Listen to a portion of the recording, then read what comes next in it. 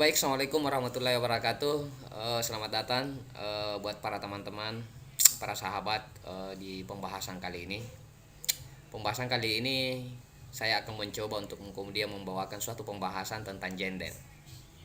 Mungkin barangkali buat teman-teman dan para sahabat sekalian sudah mengetahui apa sih itu si gender dan apa sih itu maksud daripada kata gender. Bagaimana sih caranya sekarang untuk kemudian menyetarakan antara laki-laki dengan perempuan dalam hal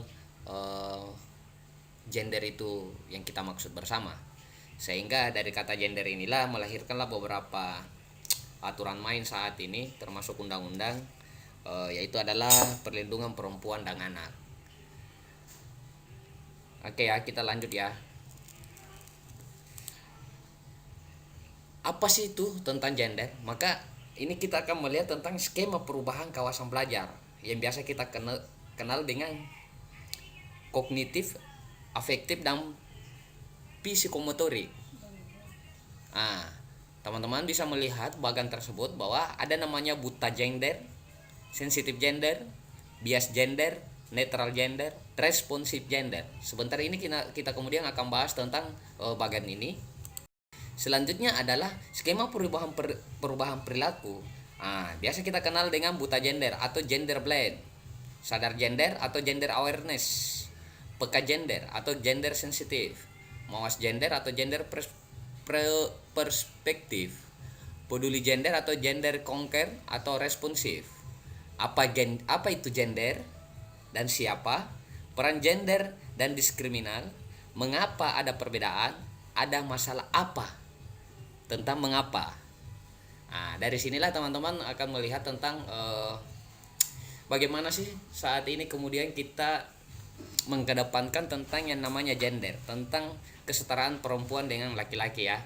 Jadi buat teman-teman, para sahabat, mungkin barangkali dapat kemudian mengambil suatu sampling dari pembahasan ini untuk kemudian menambah pengetahuan para sahabat dan para teman-teman tentang gender itu sendiri. Selanjutnya ya, pengertian gender. Pengertian gender adalah perbedaan fungsi dan tanggung jawab antara perempuan dan laki-laki yang merupakan hasil konstruksi sosial budaya dan dapat berubah susunan. Selanjutnya, pengertian seks adalah perbedaan jenis kelamin perempuan dan laki-laki yang bersifat biologi. Oke, kita lanjut. Kesetaraan dan keadilan gender.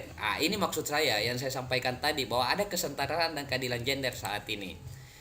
Apa itu adalah suatu kondisi yang sama, seimbang antara perempuan dan laki-laki dalam memperoleh peluang, kesempatan, partisipasi, manfaat dan kontrol dalam melaksanakan dan menikmati hasil pembangunan baik di dalam maupun di luar rumah tangga. Selanjutnya adalah bahwa kondisi yang berkembang selalu mengarahkan perempuan dijadikan sebagai second human atau being yang mengakibatkan perempuan selalu berada di bawah superioritas laki-laki dan membawa implikasi luas dalam kehidupan politik, sosial, dan budaya di masyarakat. Jadi teman-teman sekarang kesetaraan gender ini sudah berlaku di negara Indonesia. Ya, kita sudah dapat menemukan pimpinan suatu daerah, misalnya bupati itu seorang perempuan, menteri seorang perempuan dan sebagainya. Bahkan saat ini di negara Republik Indonesia kita ini di bawah Dewan Perwakilan Rakyat Republik Indonesia itu masih dipimpin juga oleh seorang perempuan. Jadi disinilah kelihatan kesetaraan gender yang sudah berlaku dan sudah sangat baik di negara Republik Indonesia. Lanjut. Konsep kesetaraan gender menjadi sangat penting, di mana perempuan dan laki-laki merupakan mitra sejajar yang harus memperoleh kesempatan yang sama untuk berkembang dan mempunyai andil yang seimbang terhadap pembangunan di berbagai bidang sektor. Jadi dengan adanya kesetaraan gender ini maka tidak membedakan lagi bahwa dalam pemegang pemangku kebijakan atau pejabat-pejabat baik pada tataran pemerintah daerah maupun tataran pemerintah pusat tidak melihat lagi dalam konteks gender itu, tetapi gender ini dimaksudkan adalah antara laki-laki dan perempuan itu sama sebagai mitra yang sejajar. Oke. Perlu dipahami perbedaan gender melahirkan. Ini dia. Perbedaan konsep gender secara sosial telah melahirkan perbedaan peran perempuan dan laki-laki dalam masyarakatnya. Secara umum, adanya gender telah melahirkan peran, tanggung jawab, fungsi dan bahkan ruang tempat di mana manusia beraktivitas. Perbedaan gender ini melekat pada cara pandang kita sehingga kita sering lupa seakan-akan hal itu merupakan sesuatu yang permanen dan abadi, sebagaimana permanen dan abadinya ciri biologi yang dimiliki oleh perempuan dan laki-laki. Perbedaan gender telah melahirkan perbedaan peran, sifat, dan fungsi yang terpola sebagai berikut. Konstruktif biologis dari ciri primer, sekunder, maskulin, atau feminim. 2. Konstruksi sosial dan peran citra baku. Selanjutnya, konstruksi agama dan keyakinan kitab suci agama. Jadi sebentar perbedaan gender ini juga kemudian saya akan bahas pada konstruksi agama Islam ya. Anggapan bahwa sikap perempuan feminim atau laki-laki atau maskulin bukanlah sesuatu yang mutlak kepemilikan manusia atas jenis kelamin. Peran perempuan memiliki 1% properti dunia dan kurang lebih 5% yang menjadi kepala negara dan menteri dalam kabinet. Perempuan menghabiskan sekitar 60% dari seluruh jam kerja, memperoleh gaji 10% dari seluruh pendapatan, dan mereka mewakili 60% dari seluruh buta huruf dan sekitar 80% dari seluruh fungsi bersama dengan anak-anaknya. Ini menurut Robert Jackson and George Sorenson di halaman.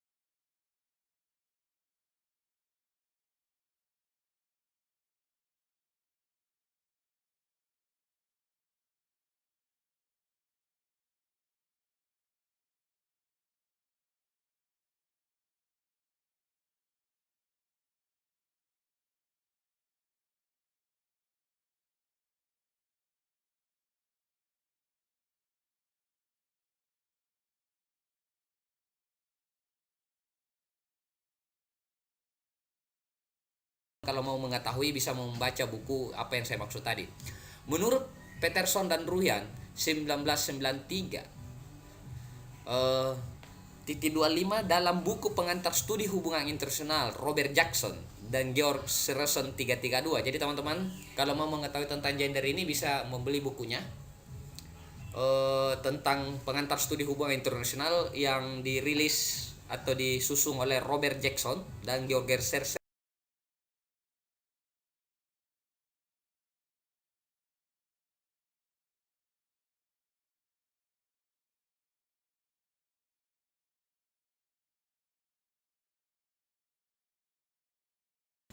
Selanjutnya adalah 3 pendekatan teoritis utama pada gender. 1. Pendekatan secara feminisme atau feminisme liberal. 2. Feminisme marxis atau sosialis. 3. Feminisme radikal. Semuanya ini dibahas juga di buku tadi yang saya bahas, bahwa bukunya Robert Jackson and George Sorenson. Tepatnya di halaman 335. Jadi kalau teman-teman mau mendalami pemahaman itu, mungkin barangkali bolehlah teman-teman ke Grafidia.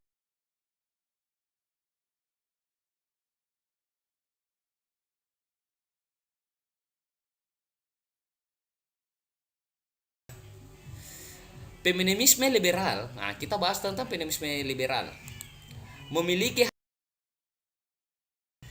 sedangkan feminisme liberal kontemporer ingin membuat perempuan lebih terkenal dalam politik dunia, menghilangkan akses yang berbeda pada kekuatan dan pengaruh atas laki-laki dan perempuan, dengan demikian untuk mencapai hak yang sama bagi laki-laki dan perempuan.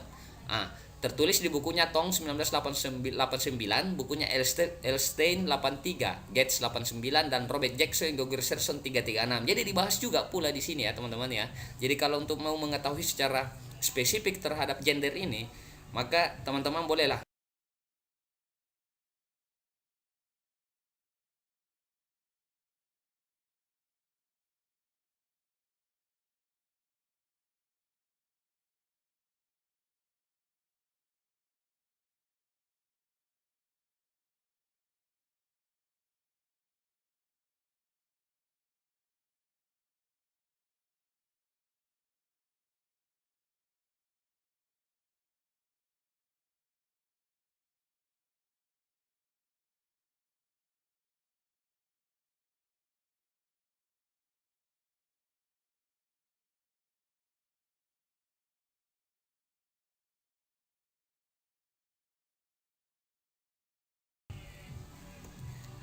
Feminisme Marxis menggambarkan posisi rendah perempuan dalam struktur ekonomi, sosial.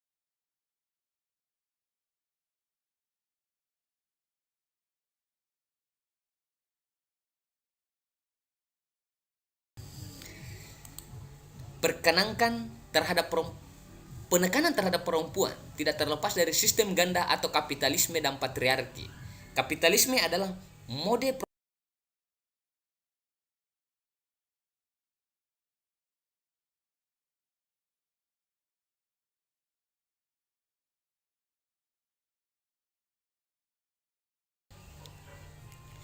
Oke, kita lanjut ke feminisme radikal.